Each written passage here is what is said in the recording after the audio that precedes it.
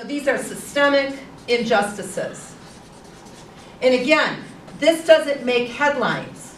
We know in journalism, I actually started as a journalism major, if it bleeds, it leads. We don't see, people you don't usually turn on your nightly news and it's like, newsflash, poverty. It's not there. But what we do see is level 2 violence in the news. This is when these kinds of violences are not addressed. This is the theory of Damhelder Camara. When these kinds of violences and injustices are not addressed, and it goes on and on and on and on, eventually it is going to explode into what he calls level 2 violence. Now, level 2 violence can be introjected. I can't take the poverty anymore, the racism, the sexism. I'm going to turn it in on myself and maybe turn into like abusive behaviors or my own community, because I don't feel that I have agency addressing it at the big level at which it exists. Often though, it'll break out on the streets. All hell breaks loose. And here I often think this level 2 violence that has its roots in this unnamed level 1 violence, I think of Langston Hughes' poem. Some of you guys have probably studied it in your English class. What happens to a dream deferred? You guys study that in English?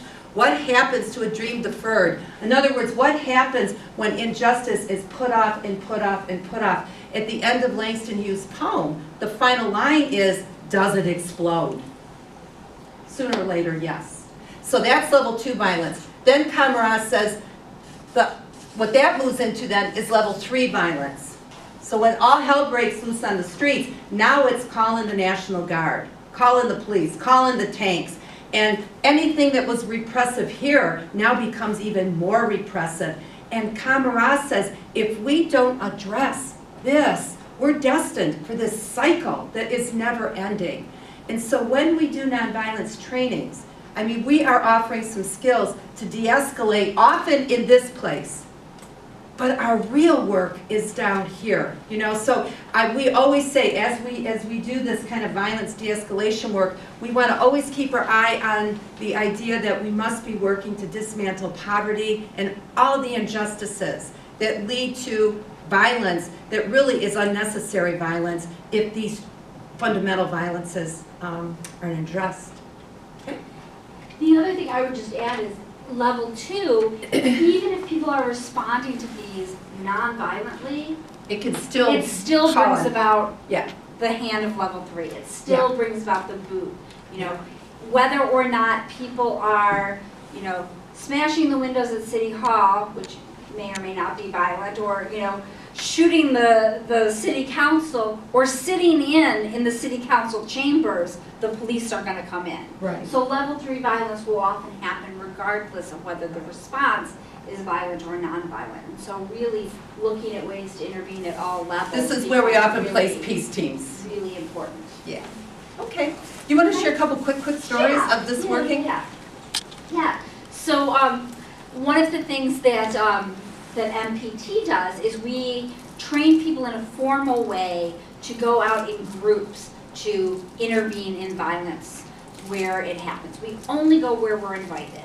But what we're hearing more and more, and what we're seeing more and more, is the need to do this not so much as teams, but just as individuals. And so as bystanders, and we're going to talk about that a little bit more. A story that was shared with me at a training was of a young woman who was standing in line at a grocery store. And the person in front of her was paying for their groceries with their bridge card, their food stamps. And there wasn't enough on the card to get everything she needed. And so she was putting things back, and each time she put something back, they'd try again. And the person in line, a couple people back, was just like, okay, and sort of went off. Why is it always you people? Who, if you can't afford to be shopping here, you shouldn't be here, and really hassling her. And a woman wanted to intervene, and she looked around and saw that everybody was looking down at their feet. Everybody was clearly really uncomfortable.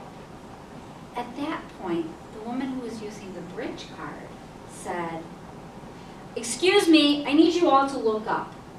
I can't do this alone. I need your support. I need you to look at me.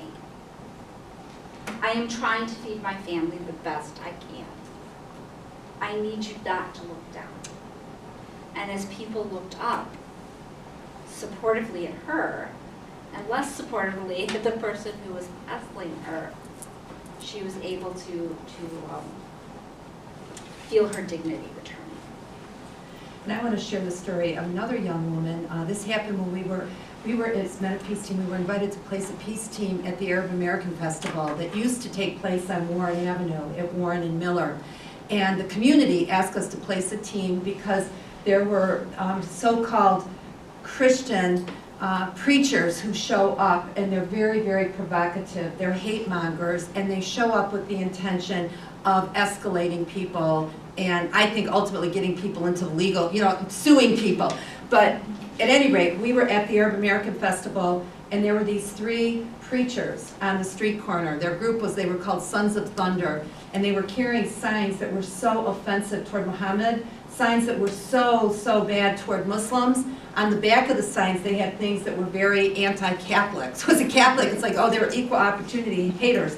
But they were targeting a young woman. She could not have been, she was Iraqi, and she was wearing hijab. She could not have been more than 13 years old, and they kept going after her. They were calling her mother names, they were calling her religion names, and they were honing in on her. And she kind of had a power, though. I think they were intimidated by her, actually. She just kind of held her place right on the corner of Warren and Miller. Eventually, this young woman, on her own, thought of the most nonviolent action I've ever seen, and I have it photographed, and I keep it in my classroom. She crossed the street and went to the dollar store. There's a dollar store there. And she came back with a bottle of water, and she handed it to the preacher who was going at it the most vociferously, and she said, "Sir, you've been preaching all day. Your mouth must be very dry." She said, "My Quran teaches that we offer hospitality to the stranger. Welcome to Dearborn. Please have some water." Oh my gosh. It shut him down. Now momentarily, he went back at it. However, I have to believe that for the rest of that man's life, he is going to be haunted by that young woman's action. She was so bold and so creative, and to me that's the quintessential heart of what nonviolence looks like.